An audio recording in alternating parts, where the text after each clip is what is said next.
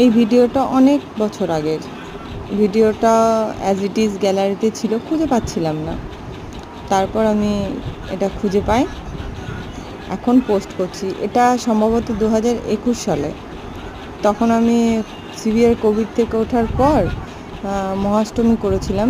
21 কি 22 সাল, আমার ঠিক এক্স্যাক্ট মনে নেই।